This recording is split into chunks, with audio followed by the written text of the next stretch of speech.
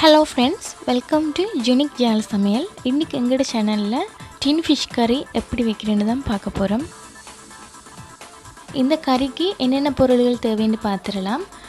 நான் 4 மீன் உடைச்சு வச்சிருக்கிறேன். ஒரு தேசிக்காய் அளவு புளி எடுத்து கரைச்சு வச்சிருக்கிறேன். 2 பால் 3 பால் எடுத்து வச்சிருக்கிறேன். அதோட முதல் பால் நல்ல திக்கா எடுத்து வச்சிருக்கிறேன். பாதி வெங்காயம் எடுத்து கட் பண்ணி வச்சிருக்கிறேன். 2-3 பச்சை மிளகாய் கட் பண்ணி வச்சிருக்கிறேன். அதோட சின்ன தக்காளி ஒன்று எடுத்து சின்ன சின்ன பீஸாக கட் பண்ணி வச்சிருக்கிறேன்.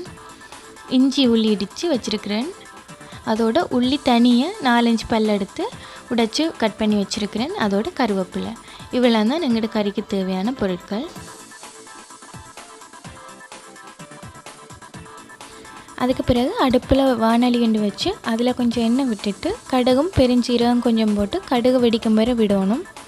அதுக்கு பிறகு ஒரு 1/2 டீஸ்பூன் வெந்தயம் ஆட் பண்ணிக்கொள்ளுவோம். இந்த கறிக்கு வெந்தயம் கட்டாயம் போடணும். அதுக்கு பிறகு வெங்காயத்தை ஆட் பண்ணிக்கொள்ளுவோம்.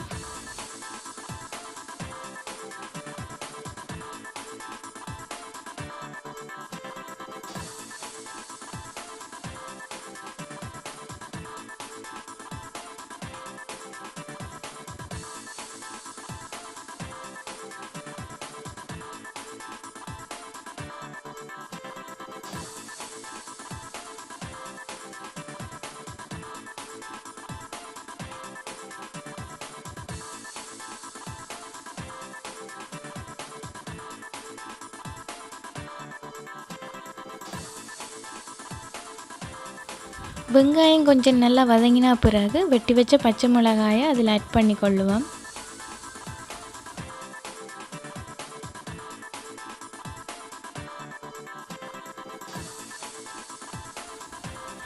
போட்ட மிளகாய் வதங்கின பிறகு இடித்து வச்ச இஞ்சி உள்ளி பேஸ்ட்டை ஆட் பண்ணிக்கொள்ளுவோம். இந்த இஞ்சி உள்ளி பேஸ்ட்டோட பச்சை மணம் போகும் வரை வதக்கணும்.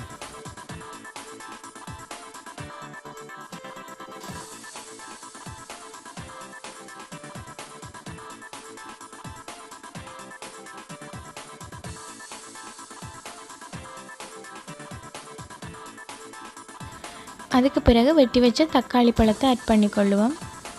இந்த தக்காளி கொஞ்சம் வதங்கும் வரை விடணும். அதுக்கு பிறகு வெட்டி வச்ச உள்ளியையும் ஆட் பண்ணிக்கொள்ளுவோம். அதோட கருவேப்பிலையும் சேர்த்துக்கொள்ளுவோம்.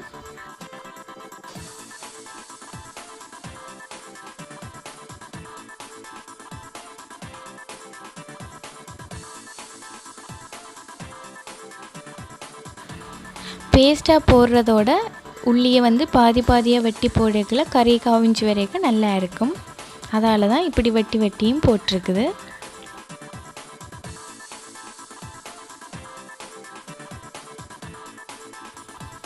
எல்லாத்தையும் சேர்த்து நல்லா கொஞ்ச நேரம் வதக்கணும். இதெல்லாம் நல்லா வதங்கினதுக்கு பிறகு எடுத்து வச்ச 2 பால் 3 பாலில் சேர்த்துக்கொள்ளுவோம். நாங்கள் முதலே மீன் போடக்கூடாது, பிறகு கரண்டி வச்சா அது உடைஞ்சிடும்.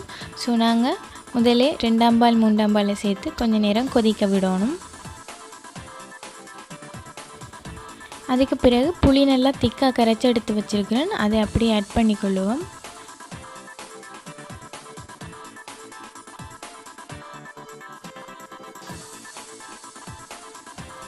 இதுக்கு பிறகு வீட்டிலேயே திரிச்ச யாழ்ப்பாணத்து கறிமிளகாய்த்தூள் 2 கரண்டி ஆட் பண்ணிக்கொள்கிறேன்.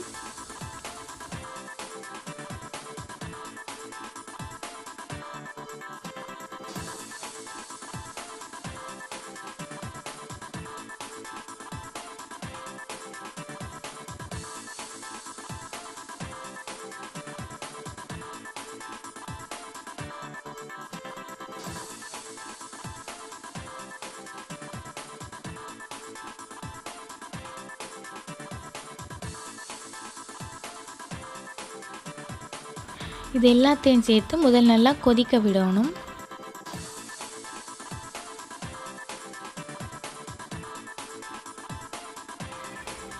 தோலிൻ്റെ பச்சை மணம் போகும் வரை கொதிக்க விட்ட பிறகு எடுத்து வச்ச மீனை அதுக்குள்ளே ஆட் பண்ணிக்கொள்ளுவோம்.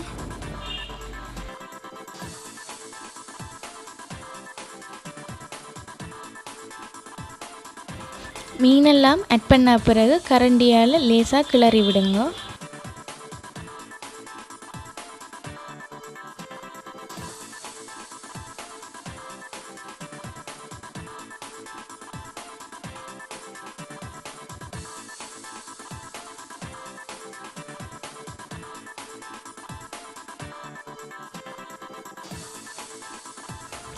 மீன் போட்டு அது கொதித்ததுக்கு பிறகு திக்காக தேங்காய் பால் எடுத்து வச்சுருந்தேன்னா அதை ஆட் பண்ணிக்கொள்ளுவோம்.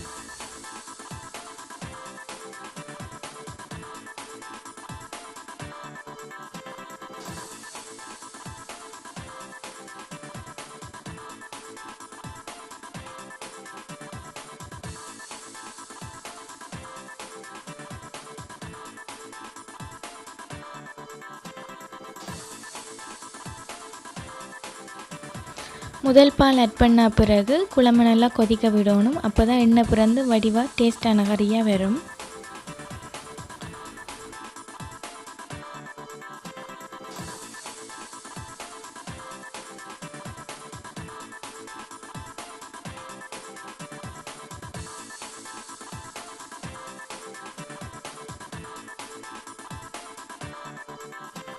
இது நான் யாழ்ப்பாணத்து முறையில் என்னோட ஸ்டைலில் செய்து காட்டியிருக்கிறேன்.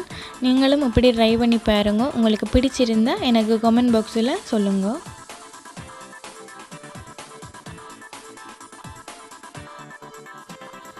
வேறு என்னென்ன டிஷ்ஷஸ் செய்து காட்டணுமெண்டு எனக்கு கமெண்ட் பாக்ஸில் சொல்லுங்கள். உங்களுக்கு இந்த வீடியோ பிடிச்சிருந்தால் லைக் பண்ணுங்கள், ஷேர் பண்ணுங்கள். மறக்காமல் என்னோடய சேனலை சப்ஸ்கிரைப் பண்ணுங்கள். பக்கத்தில் இருக்க பெல் ஐக்கானையும் கிளிக் பண்ணுங்கள்.